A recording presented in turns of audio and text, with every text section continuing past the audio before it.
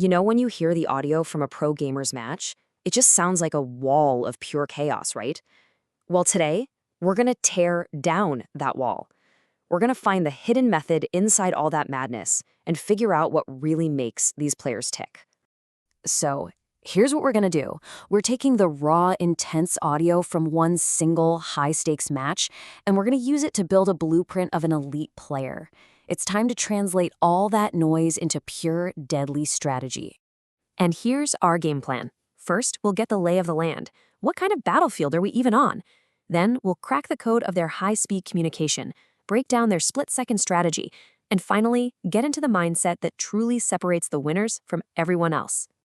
All right, let's jump in. Before we can understand the players, we have to understand the arena. So, what in the world is a royal lobby? You hear this term thrown around all the time if you follow the scene, but it's not like a setting you can just pick from a menu. So what's the deal? What do players actually mean when they say they're in one? Basically, think of it like a Shark Tank. It's an unofficial match where almost every single person you run into is a legitimate threat. This forces everybody to play at their absolute 100% peak from the moment the game starts. There are no easy kills here. And hey, the players in our audio know this well. You can hear them say it right here.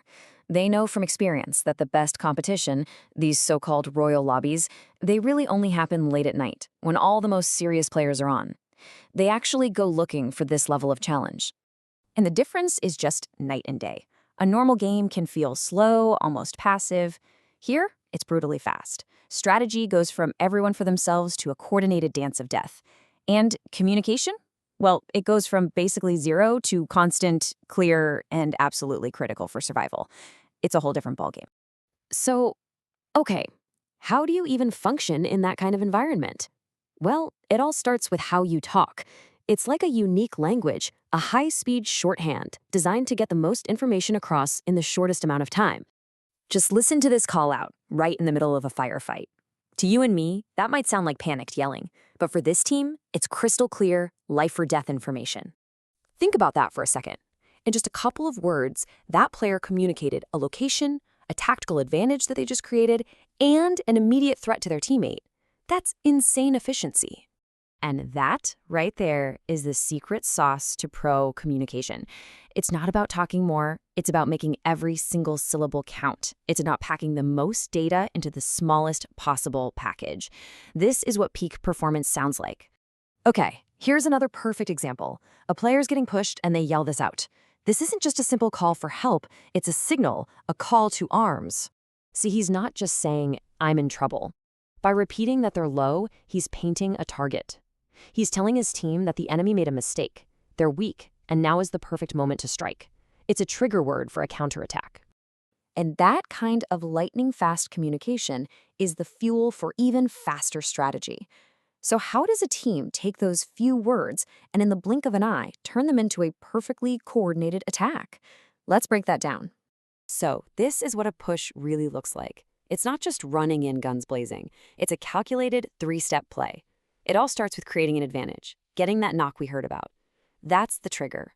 From there, you apply pressure so they can't recover, and then you move in from all sides to finish the job. It's brutal, and it's effective.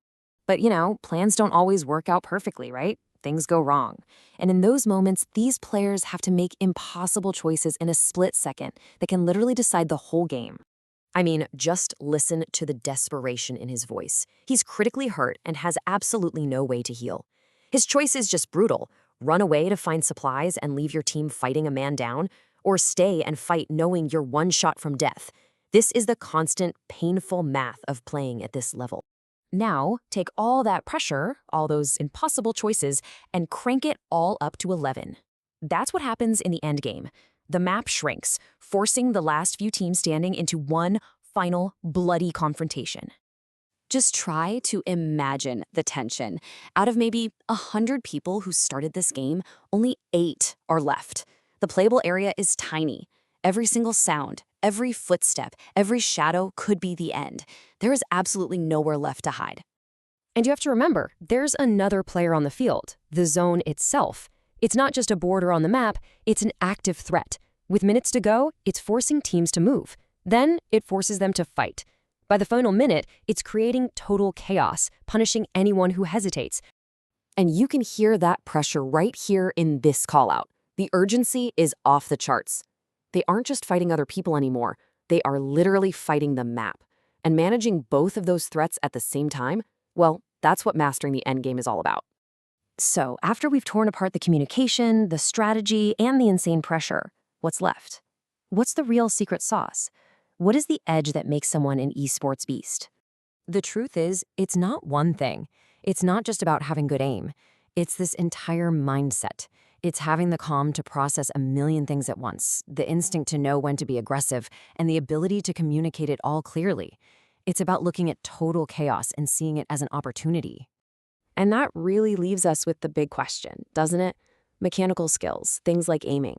You can practice that for thousands of hours. But that mindset, that instinct, that calm in the middle of a storm, that's the real challenge. Thanks for diving into this with me.